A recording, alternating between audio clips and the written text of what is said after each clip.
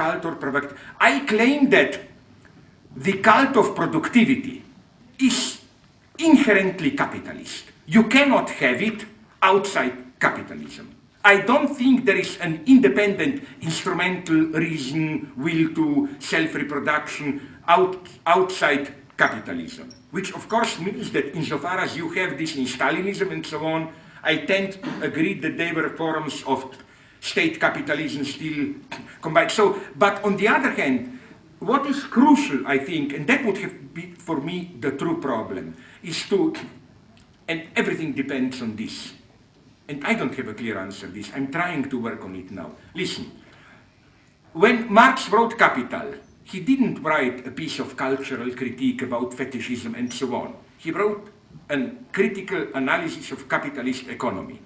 And what happens with this today? Like most references today on Marx's Capital are kind of a fetishism, cultural critique, or some vague references to circulation of capital, but what is happening today with basic categories of Marx, like exploitation? Marx defines exploitation in a very clear way, as exploitation of surplus labor, labor as the only source of value, and if you apply this literally to today's universe, you get at paradoxical conclusions. Then, to be brutally clear, then you should say that Chavez, Venezuela is exploiting United States. Because for Marx, natural resources are not a source of value. They are not, in this sense, object of exploitation. What I'm saying then how can you redefine exploitation with regard to intellectual labor? Can you still simply apply Marxist categories? I think this is, for me, the big problem today. Obviously, there are still very valuable insights in the Marxist critique of political economy. But obviously, you cannot directly apply it to today. So again, how to reformulate Marxist critique of political economy for today's capitalism? Because all that I see today are this kind of a fast, still journalistic theories. Like, they can be very amusing, very penetrative at certain level, like Ulrich Beck, Risikogesellschaft, Risk Society. It is a certain insight.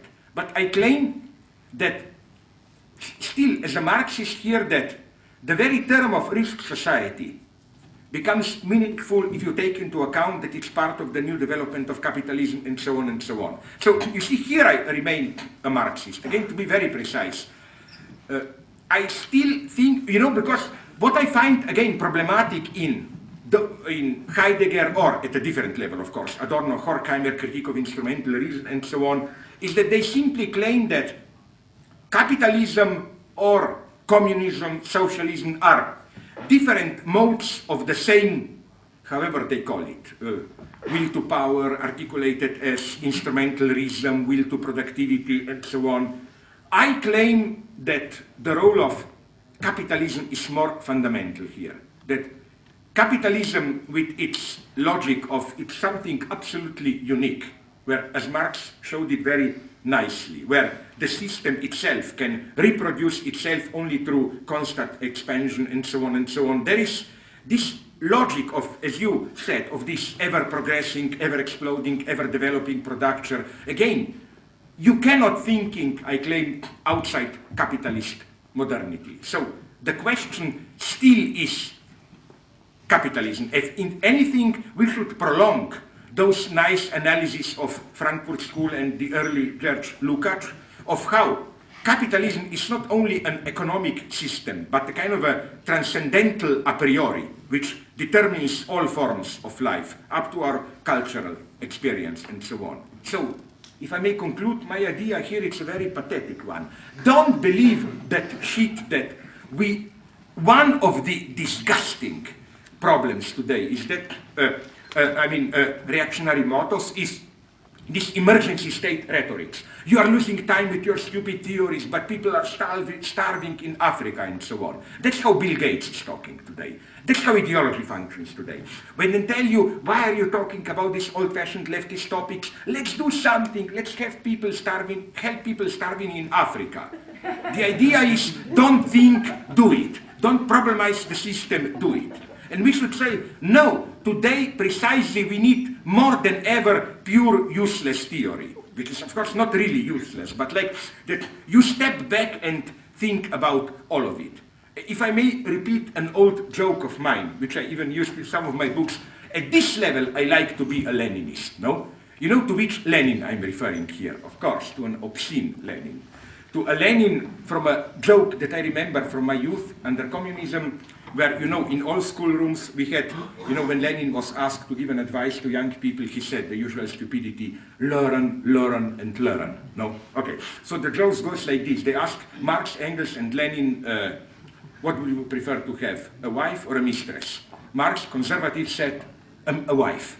Engels, more a bon vivant, said a mistress. Lenin answered, I would like to have both, a wife and a mistress. And then they were shocked, like, Lenin was supposed to be an ascetic revolutionary, what is he, a secret? Then they asked him, but why? Lenin answered, so that I can tell to my wife that I'm with my mistress, and I can tell my mistress that I'm with my wife.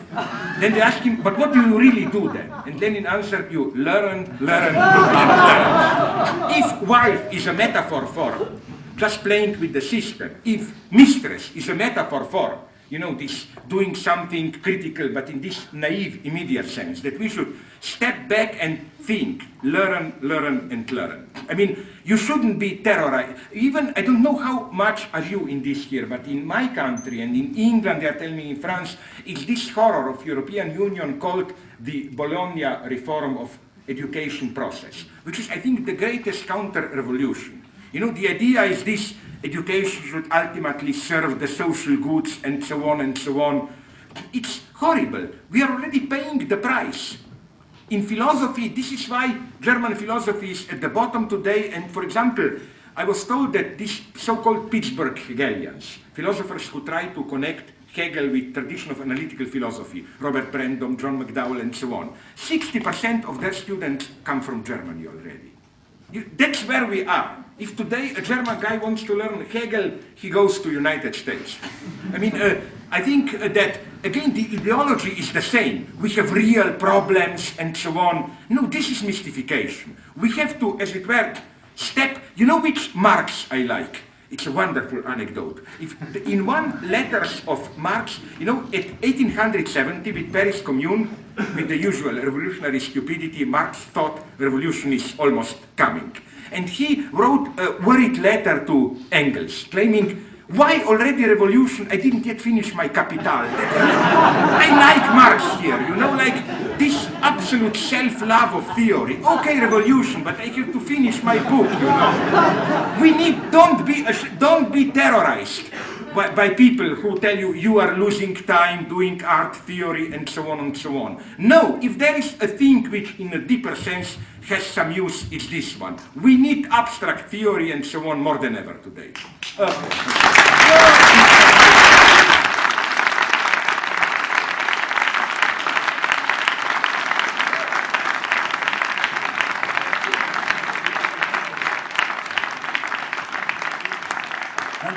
Dankjewel Slavoj. Even een kleine reclamepromotie is nog net toegelaten in dit kapitalistische systeem. Morgen om 4 uur slotmanifestatie van Weerwoordfestival, waar je dichters en denkers met elkaar in de clinch gaan. Veel abstractie, maar ook veel lol. Maar, dat proberen we morgen te doen vanaf 4 uur met uw goden Remco Kampert onder meer aan de microfoon. Veel plezier nog vannacht. Morgen starten we de revolutie om 8:30 in Hotel Amerikaan. Enjoy.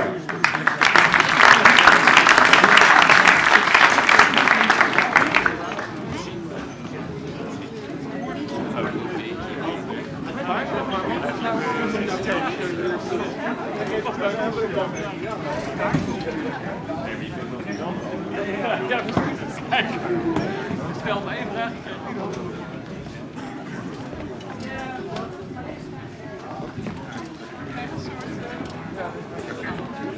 Ja.